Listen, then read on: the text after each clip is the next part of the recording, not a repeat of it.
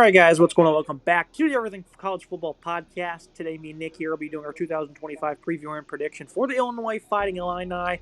Looking at this coaching staff, Brett Bielema, 28-22 record through 4 seasons. Barry Lunny Jr., 4th season as the offensive coordinator, and then 3rd year in the role for Aaron Henry of defensive coordinator. He's also the defensive backs coach.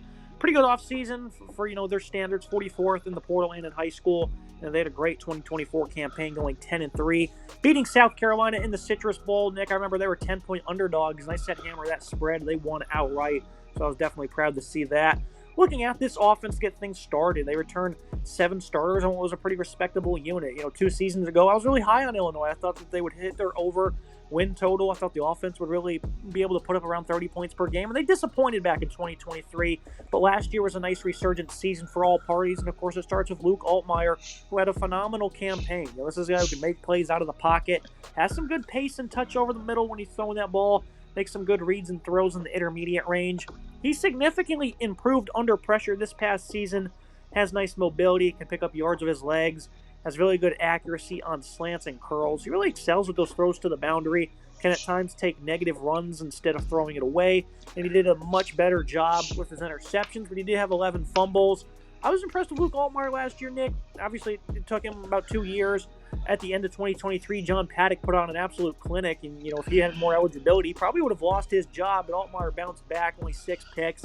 209 yards per game, showed much more command to this offense. I was happy with his improvement, and now he's a veteran as we enter 25. I was happy with his improvement last year as well. I think Luke Altmaier got a lot better as the season went on. I think he's really improving. The comp rate, I still want to see it get a little bit higher. Right now, it's at about 6% last season, 2,700 yards passing, the 22 touchdowns to 6 interceptions, about a 6.3% touchdown rate, which is really solid. They're also solid on the ground, decent enough stats, 217 yards for him and 4 scores. It gets way down a little bit by sacks, but still, in some of those negative rushes that he took, maybe where he could have thrown the ball away. But still, I think 4 scores on the ground is solid. Definitely a red zone tool potentially to use in this offense. He looks more comfortable. I think the arm strength is really solid. The field vision's good. The footwork is solid in the pocket as well. He's a quarterback that's continuing to develop here. It's really nice to bring back a veteran quarterback in this conference. This is a guy that's been around the game for a while at his previous stop and now at Illinois. I think he's a really solid quarterback, one of the better ones in the Big Ten. I think he's primed for a really strong season here. The biggest part of this offense I really like is I think the run game is going to be dominant this season. Look at some of these running backs here, and this has been a group that's had some nice talent the past couple of seasons. Aiden Lowry had some very efficient games. He really busted out against Northwestern, showcasing good speed and vision. Caden Feagin, some nice wiggle for being 250 pounds. Had some really good acceleration and speed for being more of a power guy at 250-pound frame. Played only 5 games due to the injury, though. Khalil Valentine got a few touches per contest. He was a 3-star in last year's class. I think this is a solid room, led by a good underrated 1-2 punch. Of course, Josh McCray pretty much was forced out. Now he's going to Georgia because this running back room is that loaded. I think Lowry and Feagin are going to be, again, that 1-2 punch that's going to be vastly underrated. Of course, we'll talk about the offensive line. It's going to pave the way for them. But these are some nice, young, talented backs. I think they're going to do some damage. I like Lowry a lot. I think he's a really talented back. 589 for him last year, 6.1 yards per attempt and 4 scores, about 50 yards per game for him. Really solid numbers there. Feagin was solid in his 5 games, 306, 4.6 yards per attempt and 3 scores for him. He was really solid for this team. I think Valentine's not a bad option as your number 3 back, 212 and 1 score for him. This is a very effective rushing attack at times. Last year, I think this is a good rushing attack returning again. Last year, they're averaging about 153 yards per game and nearly 2 touchdowns per game. I think they'll get to that 2 touchdowns per game mark potentially and really be north of that 153 yards per game mark as well. This is a very effective unit that returns some solid production here and some solid backs overall. Now, the biggest concern with this offense is I don't think they have very great pass catchers. Last year, they had a phenomenal duo in Zachary Franklin and Pat Bryant, who, I talked to for like 15 minutes at the Senior Bowl. Nick, great character, phenomenal young man. I hope he does great with the Broncos in the NFL. But now they have to replace those guys. Those were high-end playmakers. And, of course, the top guy here is going to be Hudson Clement, who might just bail them out coming over from West Virginia. He's a nice deep threat who tracks the ball very well, has a nice feel for coverage, runs good in breakers. Only 3 drops in his career, but 2 of those came across the final 2 games of the year. So, the definition of consistency, really. And, of course, in that bowl game, he had a big breakout performance that really kept them in what was a shootout against Memphis. I think Clement's going to be a phenomenal addition here in the Big Ten. The rest of the room, I'm not really sure about. Hank Beatty was the 3rd leading pass catcher, worked primarily out of the slot. Looks like that'll be his role in 25. Colin Dixon was just behind him at 6'1", 210. Also played most of his snaps from the slot. Malik Elzy is expected to take on a big role this season. He's an ex-4-star with some good route running and nice suddenness. Justin Bowick had some solid career production at Ball State and Eastern Illinois. And then they get the starting tight end back in Tanner Arkin. Not much of a high-usage offense for tight ends, though, in terms of production. Clement, I think, is good, Nick. I think Elzy's going to be a breakout star. Other than that, I'm just not sure who's going to do what for this receiving group. This is definitely a weak unit on paper, and it's a weak unit overall. I'm certainly concerned about this. I think the Clement ad was quite interesting. He's a kid that grew up in West Virginia when going to Martinsburg High School. Then went to West Virginia for 2 years, but now transferred out of the program. Always kind of interesting when that happens for an in-state kid. He had 750 yards receiving last year in the 5 scores, had 166 and 2 scores in that bowl game against Memphis that you were talking about. A really big show for him, put his name in the shop window for the portal cycle. A really good ad, though. I think you can slot him at the wide receiver Z. He'll be solid. Justin Bowick was a solid ad as well from Ball State, who's got some solid experience at that program. I look at B80. He's probably going to be really solid for this team this year. 294 yards receiving last year, 14.7 yards per grab, and 1 score. While Colin Dixon had 264, 14.7 for him. They're going to get some targets. Certainly Tanner Arkin coming back is solid as well. He had 111 yards and 3 scores. He's a good red zone target for this team. Expect some usage for him there, even if they don't use the tight ends a whole lot in this system. I think Malik Elzy will be solid for this team as well. I think he'll get some reps early on. They have a freshman coming in Braden Trimble, who they're kind of hoping he could be a guy that can get some reps early on in this roster as well. Certainly a weaker unit and probably the weakest part of this certainly the weakest part of this offense, and certainly something that I concern about a little bit here. Can these guys step up and really be a good asset for Luke Olkmeyer? Certainly time will tell. Now looking at the best part of this offense, it's going to be the offensive line. Left tackle J.C. Davis, a very good player here. Great end of the season. Did have issues against Penn State and Michigan, the best pass rushes he saw all year. But overall, he's a good pass protector, 6'5", 320. Josh Geske at left guard, 6'5", 325. He was pretty average, but he enters his third year as a starter.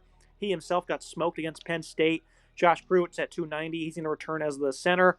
Wasn't all that great, but he's also in his third year as a starter. Brandon Henderson entered the season as a starter at right guard. Great size, 6'5", 335. This was a spot of weakness for Illinois, though, at that right guard spot. Melvin Priestley was respectable after transferring over from Grambling. He had some growing pains in the Big Ten, but not a liability at any means. I think at right tackle, he's going to be in for a pretty good season. A lot of size here, Nick. You got 3 guys who are seniors, and then, of course, you have that right guard who's a junior in Henderson. A lot of experience here. This is exactly what Bielema wants, and that's what's really going to prime them up for a really good season. I think the 2 backs they have with their versatility and this O-line is exactly why a lot of people are feeling Illinois to be a sleeper this year.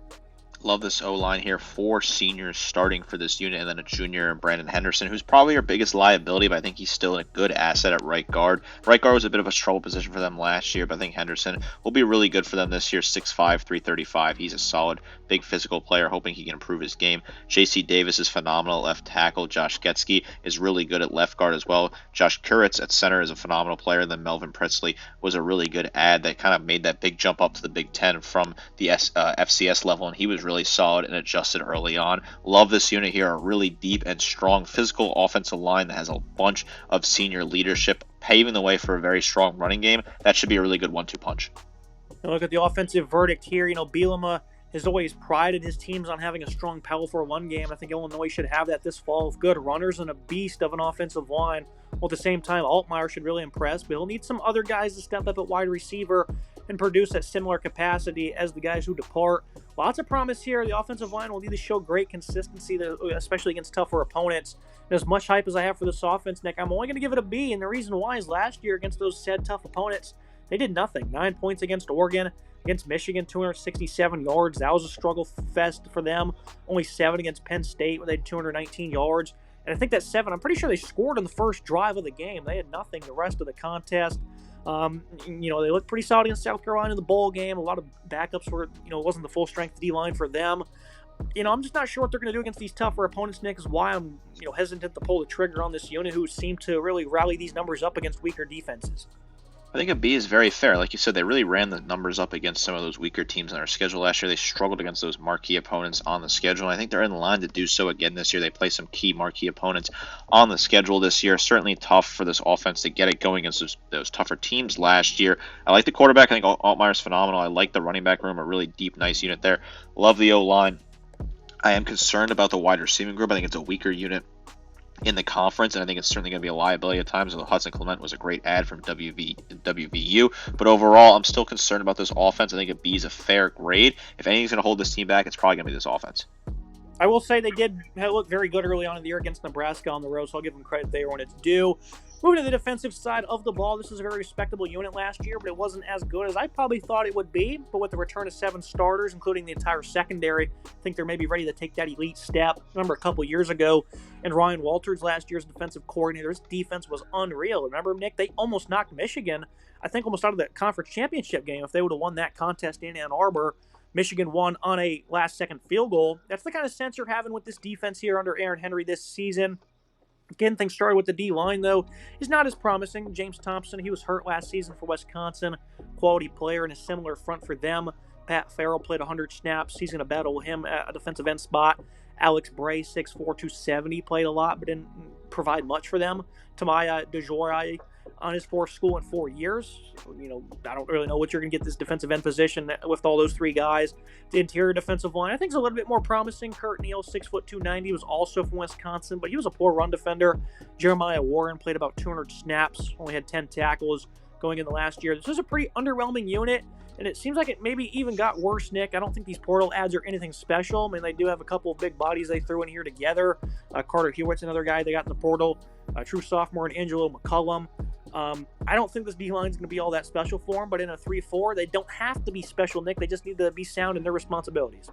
A very weak defensive line, but like you said, they're in that sort of 3-4 system they run. They don't have to be out of the ordinary superstars unit here. Just have to be a serviceable unit that gets the job done.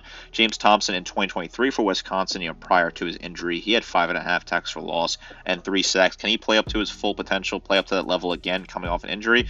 Certainly something you want to keep an eye on. The other transfer from Wisconsin, the interior, is Kurt Neal, who I thought was really solid for them last year. 29 total tackles, 3 tackles for loss, 3 QB hurries. Going to see what his workload looks like this year. Tomai DeJoria, he's been in a lot of different programs. I mean, it's a laundry list of random programs: Florida State, West Virginia, Kentucky. He can't really seem to find anything to stick. Last year only had 3 total tackles and a sack, so just limited experience from him and limited production on his 4th school. Carter Hewitt, I think, was a good add from Northern Iowa at the FCS level. He's a guy that has a lot of potential at 6'6", 290. Really solid player that they added out of the portal. Pat Farrell is hoping to step up and get some more reps this year.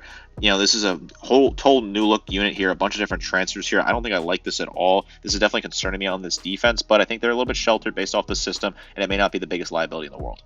Again, all you got to do is just hold up your responsibilities, and I think great things can happen because this linebacking group is incredibly nasty.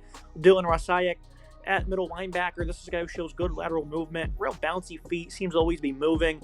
Very physical wrap-up abilities as a tackler. He's also been really good in coverage. Didn't show the same pop in the run game compared to 2 years ago, but he's still a great leader, 6'1", 235. Coming off the edge, Gabe Jackas has gotten better by the year. Phenomenal pass rusher with speed and power. Was greatly productive off the edge for them. I think the addition from Wisconsin, another one in Leon Lowry, is very good. He had solid 4 years at Syracuse. Seems as if his ceiling's kind of been met, though, because he really didn't do a whole lot in the past couple of seasons. I think this is still kind of a notable player on this defense, though. Alec Bryant has been a solid player as a rotational outside backer. Joe Barna, he wasn't all that bad himself during his freshman season. I love this outside linebacking group. On the inside, back to them, James Kruitz. He was very good versus the run. An efficient tackler, though. Didn't generate any negative plays. He'll certainly need to up his play. Malachi Hood was very impressive getting on the field late in the year. They picked up a JUCO product, Ishmael Conte. I'm not sure what he'll do other than depth. And then the guy in Kenna Udaloga missed most of last year due to injury. Recovery was, he was pretty good back in 2023. Really, in the 2 years prior, he's been a pretty solid, consistent player. I think this is a good group here at linebacker altogether, Nick. You have versatility. You got a leader in the middle. You got an elite pass rusher coming off the edge in Jackas, who had 8 sacks a season ago. Gabe Jackas is a phenomenal player and a really good asset coming off the edge there. 74 total tackles from 13 tackles for loss, 8 sacks, 3 forced fumbles. A really solid player. Dylan Rosiak was really solid for his team as well. 63 total tackles, 3 tackles for loss, 1.5 sacks, 2 forced fumbles for him. James Krunitz was solid as well, 55 total tackles, but he's got to clean up some of his tackling, be a little bit better there, making some of those cleaner tackles. Joe Barna looked really good as a freshman, 16 total tackles, 2 tackles for loss, 1.5 sacks, while Malachi Hood showed a little bit in some reps for him last year. year, 14 total tackles, 2 sacks for him. A hat trick of Wisconsin players they added out of the portal on the defensive side of the ball. Leon Rowley rounding out those 3 players. Lowry was really good at Syracuse in previous years. In 2023, he had 7.5 tackles for loss, 3.5 sacks, 3 QB hurries. Last year, Wisconsin, it wasn't as good. 29 total tackles, 1 sack, 4 QB hurries. If he can find a way to play up to his previous highs in 2022 and 2023, I think he'll be a really good asset for them at linebacker. If he plays to a similar level he did at Wisconsin last year, might be a bit of a disappointment for this team. Altogether, though, this front seven has to be better. They gave up almost 150 yards rushing per game last year, exactly 239 to Penn State and Purdue 2 weeks in a row. They also gave up 200 plus against Oregon and then Rutgers. In other games, they were better, but for the most part, these are opponents they should be doing better against, and it's really going to start with the defensive line improving. They did do a great job in the bowl game, though, of containing Sellers in that ground and pound. So I think this is an area you're certainly going to see a lot of improvement in. The production as a whole, though, needs to continue to go up. Love what they have, though, at linebacker. Again, the defensive line, they might, if they can hold the responsibilities, be an asset for them. Now I move to the real juicy stuff, Nick. I absolutely love this secondary. I loved it last year, and I'm going to love it going into 2025 as well. You start with the outside cornerback positions. These guys were great in coverage. Caleb Patterson, his first year, played very well, especially as a tackler. Torrey Cox, he's undersized at 5'9", 170. Had some bumps after a stout few seasons at Ohio, but for the most part, played very well in the Big Ten.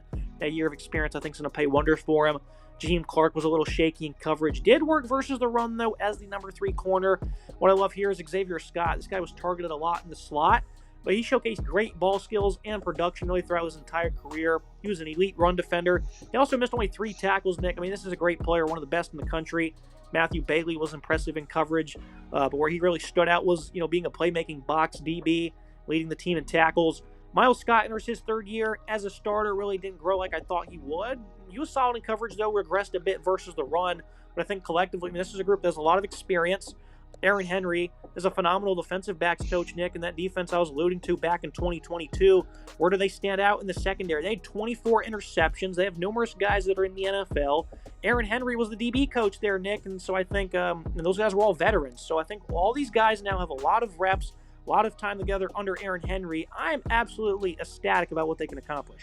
I love the secondary. This is a phenomenal unit, one of the best in the conference, a really good, strong unit overall that's got a lot of key players. Matthew Bailey was the top tackler for this team last year. They returned their top tackler in Bailey, 94 total tackles, 2 tackles for loss, a pick, 7 pass breakups, a really good coverage asset. Miles Scott was also a great coverage asset, 55 total tackles, 2 interceptions, and 4 pass breakups for him, while Xavier Scott was also really good for this team, 49 total tackles, 2 tackles for loss, 4 interceptions, including when he took to the house, and 6 pass breakups there. Caleb Patterson was really good for this team, 31 total tackles, 2 tackles for loss, 2 pass breakups, while Torrey Cox really impressed me, 26 total tackles, 3 interceptions, 4 pass breakups for Cox, who I think he continued to just develop into a really good player here. This is a guy that transferred over, really looked fine at the speed of play at the higher level in the Big Ten. I think he'll be really good this year again. A great player that they return. I like what the secondary can do. This is just a very deep unit with a lot of key players returning. The secondary is a phenomenal unit and should have a really good season.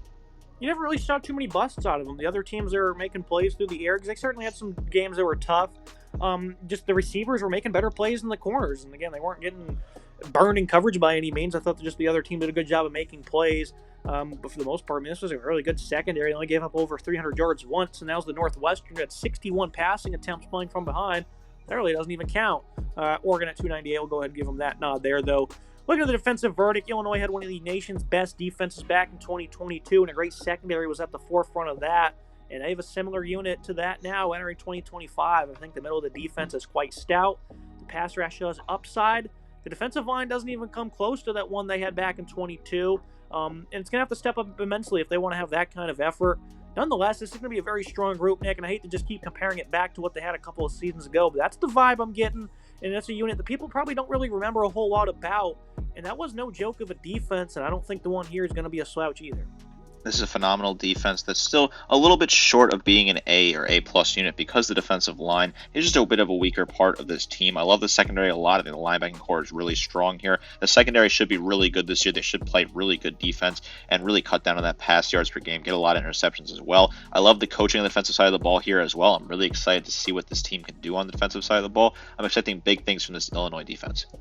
Looking at the schedule and the prediction, Illinois is coming off an impressive 10-win season and return a great deal of that production, but now face an immensely tougher schedule. Won't be bringing great pass catchers or more than an average defensive line to battle, and those are pretty glaring weaknesses. This is a really good team, but some of those holes could really plague them big time. If this run game can find the stride that is expected, though, they can really make waves and grind out opponents while the secondary forces turnovers. If that happens, they'll be nasty. Of course, the big one I have here is them taking down Ohio State. I just think the Buckeyes are going to drop a game somewhere. I don't think it's going to be the Texas. I don't think it's going to be the Penn State. Maybe it'll be the Michigan. I think Illinois, this is a great opportunity for them. It's a big-time contest.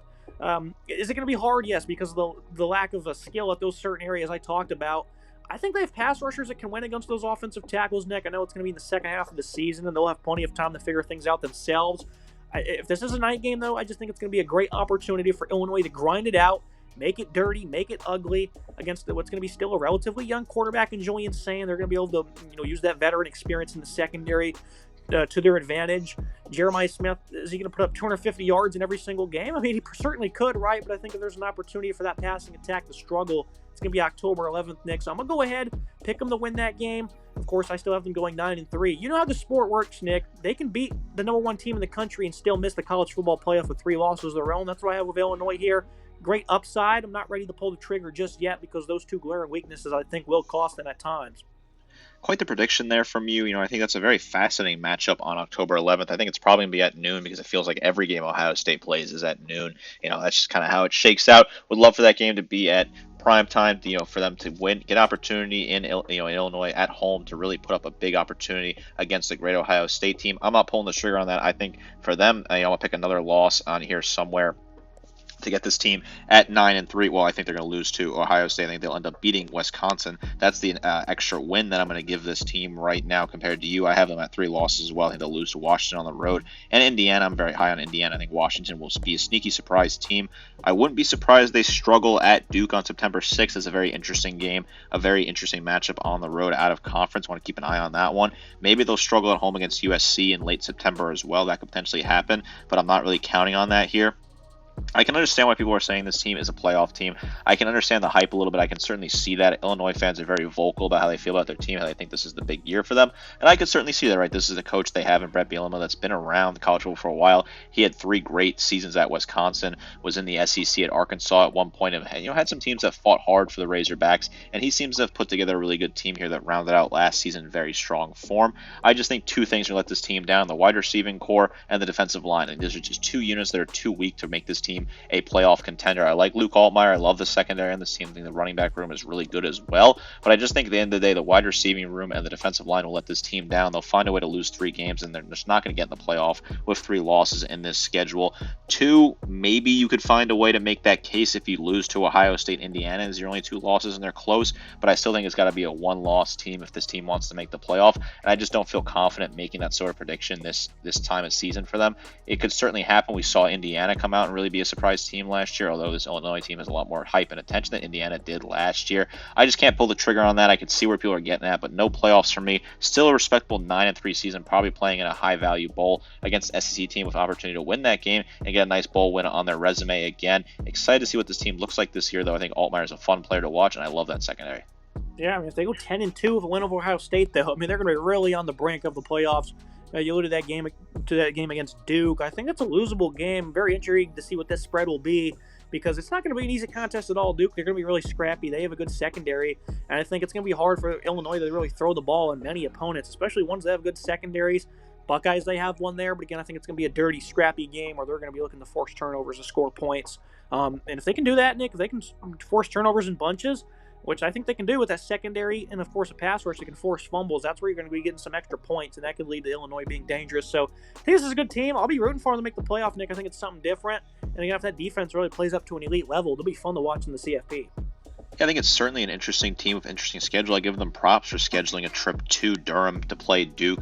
A lot of discourse about Indiana's non-conference schedule that's super soft again this year. There's a lot of discourse about scheduling in general between the SEC and the Big Ten. So anytime that a team could go out and make a tougher schedule for themselves, if they're in the SEC or the Big Ten, I don't care what conference it is, I have to pat a team on the back. Not that Duke's some world beater, but going on a road trip week 2 to a different conference, a non-conference opponent there, I always have to give a little bit of respect to that. This is a manageable schedule though, right? If they can find a way to get 10 wins here, I think it's very possible. They can find a way to get 11 wins here. I think it's very possible. I'm going to go conservative, go with the 9 wins. I know you're doing the same as well, but we're both very excited to see what the team can do this year. So for today's episode, make sure you guys like, comment, subscribe. See you next time.